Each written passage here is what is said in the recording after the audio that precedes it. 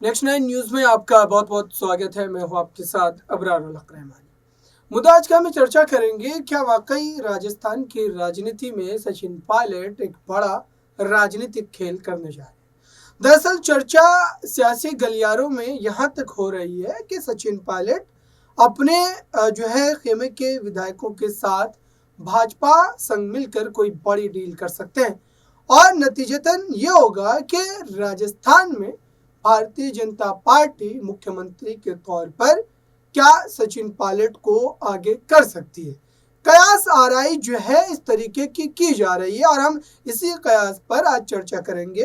क्या वाकई ये स्थिति राजस्थान में बनती हुई दिखाई देगी या मात्र ये अफवाह भर। मेरे साथ इस पूरे मामले पर बात करने के लिए प्रज्ञा मौजूद है। इसे समझते हैं और सवाल लेते हैं कि आखिरकार राजस्थान में जो अब इस बात को लेकर के काफ़ी ज़्यादा जो है बहसबाजी शुरू हो गई है। तमाम जो खेमे हैं वो अपने अपने पक्ष को रख रहे हैं। कोई सचिन पायलट के साथ खड़ा है, कोई सचिन पायलट के खिलाफ खड़ा है, लेकिन सच्चाई, हकीकत और राजनीतिक समीकरण इस वक्त क्या कहते हैं। क्या राजस्थान में सचिन पायलट का भाजपा के साथ जाना साफ तौर पर ये संभव नजर आता है या फिर ये वाकई अफवाह मात्र भरी। देखिए अबरार, अगर बात करें सचिन पायलट की तो समय समय पर सचिन पायलट को लेकर इस तरीके की खबरें सामने आती रही हैं। अगर खास तौर पर बात करें, जब सचिन पायलट ने डिप्टी सीएम के पद से इस्तीफा दिया था उसके बाद तो लगभग माना जाने लगा कि ज्योतिरादित्य सिंधिया की तरह सचिन पायलट भी बीजेपी में शामिल हो जाएंगे। हालांकि तब ये जो कयास है इन पर खुद पायलट ने विराम लगाया। उन्होंने साफ तौर पर कहा कि भले ही पार्टी के साथ मेरी कई मामलों को लेकर नाराजगी है, कुछ विवादों को लेकर, लेकिन इसका मतलब ये नहीं है कि मैं बीजेपी में शामिल हो जाऊंगा।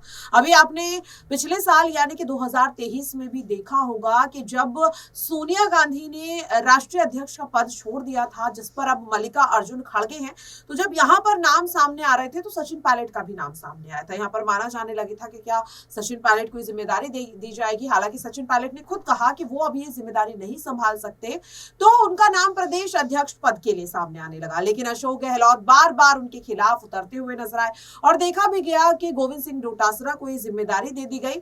और ऐसे में गहलोत सरकार के कार्यकाल में कई ऐसी चीजें थी, कई ऐसे घोटाले थे जिनको लेकर सचिन पायलट ने अपनी ही पार्टी के खिलाफ मोर्चा खोल दिया। जनशक्ति यात्रा वो निकालते हुए नजर आए, जिसके चलते कभी दिल्ली में बैठकों का दौर देखा गया, कभी जयपुर में देखा गया, तो कभी उदयपुर में भी देखा गया। और सचिन पायलट की नाराजगी इस कदर बढ़ गई थी कि खुद इस पूरे मामले में सोनिया गांधी और राहुल गांधी को उतरना पड़ा। आपको याद होगा किस तरीके से सोनिया गांधी ने गहलोत और पायलट दोनों को दिल्ली बुलाया, उनके साथ बातचीत की।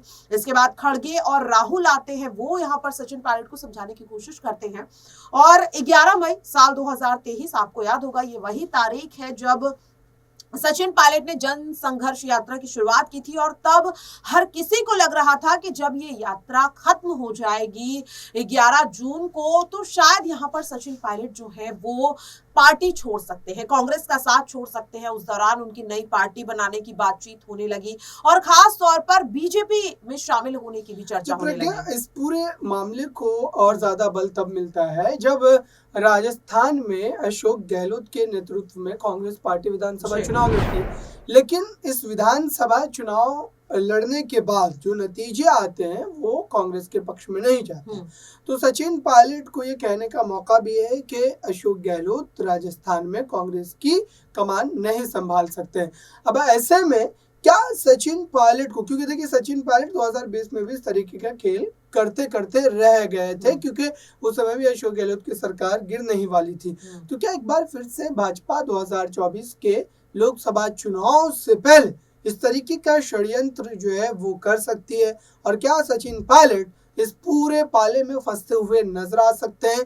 क्योंकि भाजपा ने कई बार ऐसे नेताओं को जो है मुख्यमंत्री बनाया है। इसकी मिसाल हमें महाराष्ट्र में एकनाथ शिंदे के रूप में मिलती है। तो क्या इस बात में सच्चाई नजर आती है कि भारतीय जनता पार्टी ऐसा खेल कर सकती है? क्योंकि भजनलाल शर्मा कोई बड़े चेहरे नहीं थे, अभी उनको भारतीय जनता पार्टी हाईकमान ने मुख्यमंत्री जरूर बनाया, लेकिन हटाया भी जा सकता है। तो क्या सूरत हाल ये बन सकती है? बिल्कुल, देखिए भारतीय जनता पार्टी की शायद अबरार खासियत ही यही है कि आखिरी समय में पूरी बाजी को पलटना उन्हें आता है, क्योंकि क्या महाराष्ट्र में किसी ने भी सोचा था कि देवेंद्र फडणवीस के होते हुए एकनाथ शिंदे को मुख्यमंत्री बनाया जाएगा? क्या किसी ने सोचा था मध्य प्रदेश में शिवराज सिंह चौहान के होते हुए डॉक्टर मोहन सिंह यादव को मुख्यमंत्री बनाया जाएगा? राजस्थान का जिक्र जैसा कि आपने किया, वसुंधरा राजे का जितना दबदबा है, मुझे नहीं लगता कि बीजेपी में कोई दूसरा नेता राजस्थान में है, लेकिन फिर भी इस तरीके की चीजें हुई हैं तो बीजेपी ने अपनी जरूरत के हिसाब से कहीं ना कहीं इस तरीके के फैसले लिए हैं। और अगर लोकसभा चुनाव से पहले बीजेपी को ऐसा लगेगा कि सचिन पायलट के उनकी पार्टी में शामिल होने से लोकसभा में काफी ज्यादा फायदा यहां पर होता है, तो जाहिर तौर पर भजन लाल शर्मा से ये जिम्मेदारी छीनी भी जा सकती है। और कयास तो देखिए लगातार लगाए जा रहे हैं कि भजन लाल शर्मा को मुख्यमंत्री सिर्फ और सिर्फ लोकसभा चुनाव तक के लिए बनाया गया है और उसके बाद कोई नया मुख्यमंत्री इस जिम्मेदारी को कोई नया चेहरा संभालता हुआ नजर आएगा। वसुंधरा राजे का भी नाम सामने आया और जिस तरीके से अब सचिन पायलट को लेकर भी तमाम तरह के कयास लगाए जा रहे हैं। और सबसे हैरानी की बात कि अशोक गहलोत के कार्यकाल में उनकी सरकार में हार मिलने के बाद भी कांग्रेस पार्टी अभी भी सचिन पायलट को नजरअंदाज कर रही है। आप ये देखिए, प्रदेश अध्यक्ष पद पर एक बार फिर से गोविंद सिंह डोटासरा को बिठा दिया जाता है। अगर नेता प्रतिपक्ष की बात की जाए तो वहां पर भी हमने देखा कि अशोक गहलोत के ही एक करीबी नेता को जिम्मेदारी दे दी जाती है। तो सचिन पायलट को एक बार फिर से नजरअंदाज करने की कोशिश की गई है और कहीं ना कहीं मुझे ऐसा लगता है कि अगर लोकसभा चुनाव में भी कोई बड़ी जिम्मेदारी सचिन पायलट को नहीं दी गई तो जाहिर तौर पर उन्हें अब कोई कड़ा फैसला लेने की जरूरत है, क्योंकि सचिन पायलट जैसे कदावर नेताओं की राजनीति में जरूरत है, लेकिन तब जब पार्टी उनकी अहमियत को समझे और उन्हें जिम्मेदारी दे।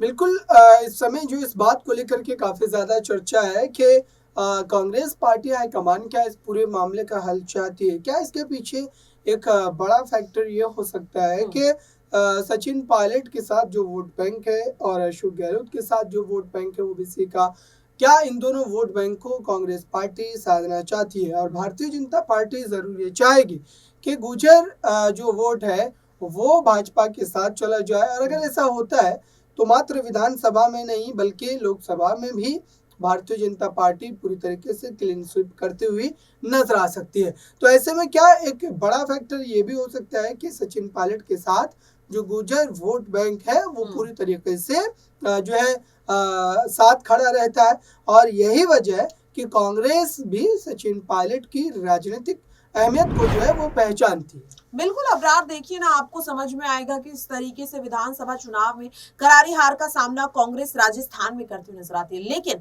अगर आप सचिन पायलट की बात करें तो टोंक विधानसभा सीट में वो ताबड़तोड़ जीत हासिल करते हुए नजर आते हैं। ऐसा नहीं है कि और कोई यहाँ पर कद्दावर नेता नहीं उतारा गया था, लेकिन दिव्या मदेरणा की बात करें, उनका इतना दबदबा है फिर भी उन्हें हार का सामना करना पड़ता है। तो जाहिर तौर पर सचिन पायलट के साथ गुर्जर वोट बैंक का कह सकते हैं खास रिश्ता है और सचिन पायलट को इतनी बड़ी जीत मिलने से ये साफ समझ में आता है कि गुर्जर वोट बैंक पर सचिन पायलट की कितनी पकड़ है, क्योंकि आप भी जानते हैं कि कितनी रैलियां अपने गढ़ में अशोक गहलोत ने की हैं और कितनी रैलियां यहाँ पर सचिन पायलट करते हुए नजर आए। क्योंकि सचिन पायलट को ये रैलियां करने की जरूरत नहीं है, क्योंकि जमीनी स्तर पर वो अपने आप को मजबूत स्थिति में जनता के साथ जोड़ चुके हैं। तो ऐसे में मुझे लगता है कि अब कांग्रेस को भी ये चीज समझने की जरूरत है कि लोकसभा चुनाव में सचिन पायलट को अहम जिम्मेदारी दी जाए।